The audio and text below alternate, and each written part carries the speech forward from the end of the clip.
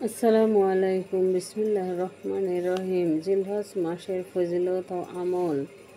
আরবি বছরের দ্বাদশতম বা সর্বশেষ মাস হচ্ছে জিলহজ। জিলহজ শব্দটি উচ্চারণের সময় ধ্বনি যেমন ঊর্ধ্বমুখে পতিত হয়, তেমনি এই মাসের ফজিলত এত অধিক যে ইহা বর্ণনা করতে গেলে একটি প্রত্যেক গ্রন্থের অবতারণা করা অপরিহার্য হয়ে পরে। আমরা অত্র নিবন্ধে এই মাসের গুরুত্ব কর্তব্য সংক্ষিপ্ত আকারে সহৃদয় পাঠক ও পাঠিকাগণের সামনে পেশ করব, যাতে করে এ মাস সম্বন্ধে তাদের পক্ষে একটি সাধারণ জ্ঞান লাভ করা সহজ হয়। জিলহজ মাস মর্যাদাপূর্ণ মাস, চতুর্দয়ের দ্বিতীয় মাস। এ মাসের ফজিলত সম্বন্ধে হজরত ইরশাদ করেছেন, উচ্চারণ সাইদুশ শুহুরি শাহরু রামাদানা ওয়া আজামুহা কুরমাতুন জিলহাজাতি।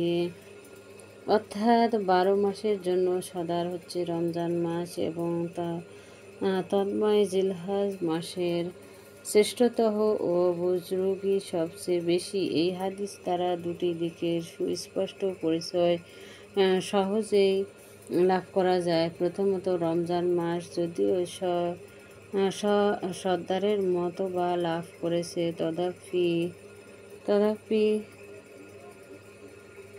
তদাপি জিলহজ মাস সম্মানের দিক দিয়ে প্রথম স্থান দখল করে আছে। দ্বিতীয়ত, জিলহজ মাসের এবং কিছু মতবাদ রয়েছে যা রমজান মাসের মধ্যে নেই।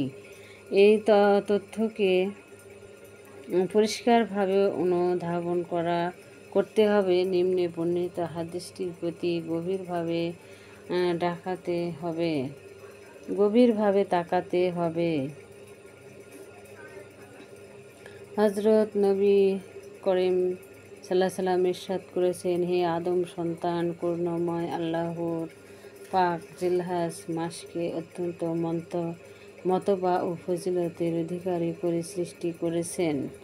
সুতরাং তোমাদের উচিত এই মাসের মাহাত্ম্য ও মর্যাদার প্রতি সতর্ক দৃষ্টি রাখা এবং হাঁটা, বসা, চলাফেরা, আরোহী পদব্রজে অর্থাৎ জীবনের সকল অবস্থায় আল্লাহকে স্মরণ করা। কেননা এই পবিত্র মাসটিকে আল্লাহ পাক তোমাদের জন্য দান হিসেবে নির্দিষ্ট করেছেন। ইসলামের মূল ভিত্তি যে 5টি স্তরের উপর প্রতিষ্ঠিত, তন্মধ্যে গুরুত্বপূর্ণ পবিত্র হজ আদায়ের ফরজটি আল্লাহ পাক এই মাসে নির্দিষ্ট করে দিয়েছেন। এই মর্যাদাপূর্ণ পবিত্র মাসের মধ্যে নিম্নলিখিত 3টি মতবাদশালী দিন রয়েছে। ইয়ামনে তারাবিহ, অর্থাৎ যেদিন হযরত ইব্রাহিম রাদিয়াল্লাহু তাআলা স্বপ্নযোগে হযরত ইসমাইল রাদিয়াল্লাহু তাআলাকে কুরবানি করার নির্দেশ লাভ করেছিলেন। ইয়ামুন নহর, অর্থাৎ কুরবানির দিন। ইয়াউমে আরাফা, অর্থাৎ হজ আদায়ের দিন। তাছাড়া হজ আদায়ের পরবর্তী 3 দিন, যাকে আয়ামানে তাশরিফ বলা হয়, ইহাকে অত্যন্ত ফজিলত ও গুরুত্বপূর্ণ। এজন্য এতগুলো অসাধারণ বৈশিষ্ট্যর প্রভাবে এই মাসের মতবা এক অন্যকে মর্যাদার ষোলচূড়ায় চির উজ্জ্বল হয়ে রয়েছে। সুতরাং পর্যায়ক্রমে এই মাসের নফল ইবাদতগুলোর কথা আমরা উপস্থাপন করতে প্রয়াস পাব। জিলহজ মাসের প্রথম 10 দিনের গুরুত্ব ও ফজিলত। হযরত ইবনে আব্বাস রাদিয়াল্লাহু তাআলা কর্তৃক বর্ণিত, রাসূলুল্লাহ সাল্লাল্লাহু আলাইহি সাল্লাম ইরশাদ করেছেন, ইবাদত বন্দেগীর জন্য জিলহজ মাসের প্রথম 10 দিন অপেক্ষা আল্লাহর নিকট প্রিয়তর দিন আর নেই। সাহাবায়ে ইকরাম আরজ করলেন, এই দিনগুলোতে ইবাদত করা কি জিহাদ ফি সাবিলিল্লাহ অপেক্ষা অধিক প্রিয়? তিনি বললেন, জিহাদ ফি সাবিলিল্লাহ অপেক্ষা অধিক প্রিয়। তবে যদি কেউ আপন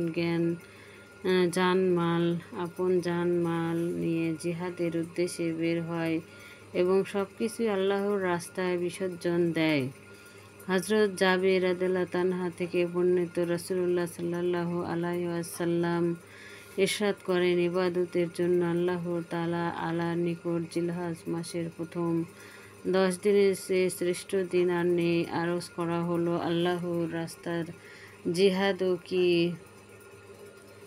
জবাব দিলেন, না, তবে সক্রিয় জিহাদের তীব্রতা যদি কারো ঘোড়া আহত এবং খোঁজ মুজাহিদ যদি ধূলি মলিন হয়ে যায়। হযরত আয়েশা সিদ্দিকা রাদিয়াল্লাহু তাআলা বর্ণনা করেন, এক যুবকের অভ্যাস ছিল জিলহজ মাসে চাঁদ দেখা দিলেই সে রোজা রাখতে আরম্ভ করত। হুজুর পাক সাল্লাল্লাহু আলাইহি সাল্লাম তা জানতে পেরে যুবককে ডেকে জিজ্ঞেস করলেন, এই দিনগুলোতে রোজা রাখার কারণ কি? সে আরজ করল, ইয়া রাসূলুল্লাহ, আমার পিতা মাতা আপনার জন্য কুরবান হন। এই দিনগুলো পবিত্র হজের প্রতীক ও হজ আদায়ের মোবারক সময়। হজ আদায়কারীগণের সাথে আমিও নেক আমলে শরীক হই, এই আশায় যে তাদের সাথে আমার দোয়াও আল্লাহ তাআলা কবুল করে নেবেন।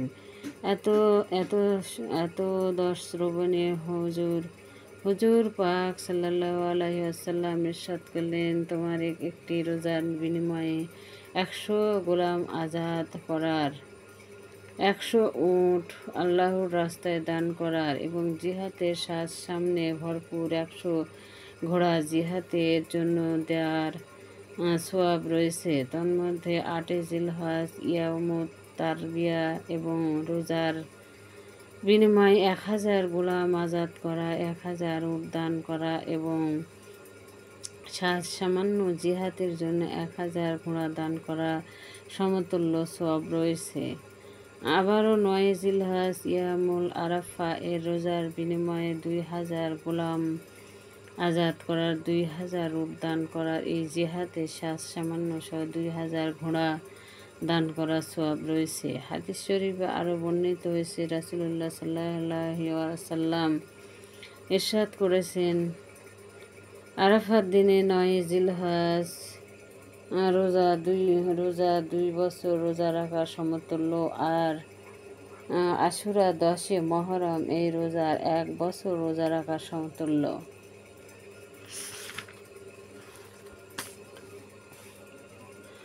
আল্লাহ পাক ইরশাদ করেন, আমি মুসা রাদিয়াল্লাহু তাআলা এর সাথে ওয়াদা করছি 30 রাতের এবং তা পূর্ণ করেছি।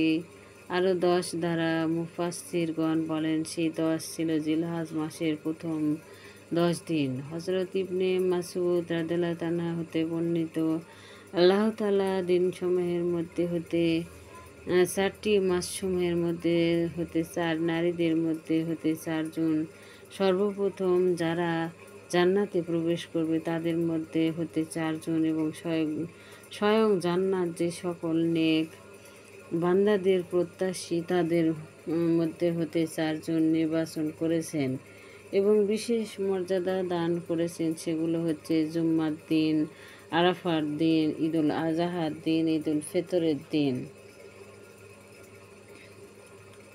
জুম্মার দিন এমন একটি মুহূর্ত রয়েছে, কোনো মুসলিম বান্দা সেই মুহূর্তে আল্লাহর কাছে যা প্রার্থনা করবে আল্লাহ তাআলা তা দান করবেন। সেই প্রার্থিত বস্তু দুনিয়ার হোক বা আখিরাতেরই হোক।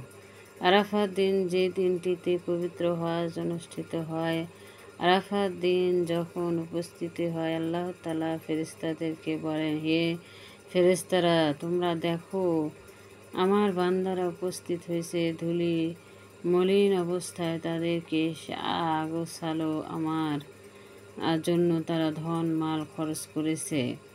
ঈদুল আজহা কোরবানির দিন। ঈদুল আজহার দিনে বান্দার কোরবানির পশুর রক্ত মাটিতে পড়ার আগে আল্লাহ তাআলা তার সমস্ত গুনাহ মাফ করে দেন।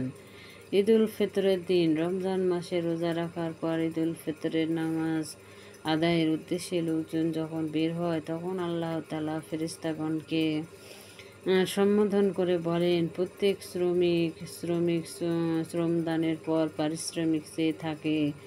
আমার বান্দারা পূর্ণ মাসে রোজা রেখেছে, আজকে ঈদের দিন তারা বের হয়েছে আমার কাছে পারিশ্রমিক পাওয়ার আশায়। হে ফেরেশতারা, তোমরা সাক্ষী থাকো, আমি তাদেরকে মাফ করে দিলাম। এক আওয়াজকারী আওয়াজ দিয়ে তাকে উম্মতে মুহাম্মাদি, তোমরা এমন অবস্থায় প্রত্যাবর্তন করছো যে তোমাদের গুনাহসমূহ নেকির দ্বারা পরিবর্তন করে দেওয়া হয়েছে। যে 4টি মাসকে নির্বাচন করা হয়েছে তা হচ্ছে রজব, জিলহজ,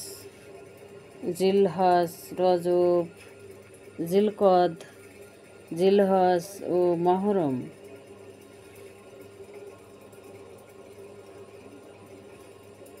মহরম বিশেষ মর্যাদাবান যে 4জন মহিলাকে বেছে নেওয়া হয়েছে তারা হচ্ছেন হজরত মারিয়াম বিনতে ইমরান, হজরত খাদিজা বিনতে খুয়াইলিদ। জগতের সকল মহিলাদের মধ্যে সর্বপ্রথম ইনি আল্লাহ তাআলা আল্লাহ রাসূলের প্রতি ঈমান এনেছেন। হজরত আসিয়া বিনতে মুজাহিম, ইনি ছিলেন ফিরআউনের স্ত্রী। হজরত ফাতেমা বিনতে মুহাম্মদ সাল্লাল্লাহু আলাইহি ওয়াসাল্লাম, তিনি জান্নাতবাসিনী মহিলাদের সর্দার রাদিয়াল্লাহু আনহা। যারা সকলের আগে জান্নাতে প্রবেশ করবেন তারা 4জন হচ্ছে আরবদের মধ্যে হতে সাইয়্যিদুনা হজরত মুহাম্মদ মুস্তাফা সাল্লাল্লাহু আলাইহি ওয়াসাল্লাম। 2 নম্বর হচ্ছে পারস্যবাসীদের মধ্যে হতে হজরত সালমান ফারেসি। 3 নম্বর হচ্ছে রোমীয়দের মধ্যে হতে হজরত সুহাইব রুমি রাদিয়াল্লাহু আনহু। 4 নম্বর হচ্ছে হাবশাবাসীদের মধ্যে হজরত বেলাল রাদিয়াল্লাহু আনহু। জান্নাত যাদের জন্য উদ্রঘিফ তারা 4জন হচ্ছে হজরত আলী রাদিয়াল্লাহু আনহু, হজরত সালমান ফারেসি, হজরত আম্মার ইবনে ইয়াসির, হজরত মিকদাদ ইবনে আসওয়াদ।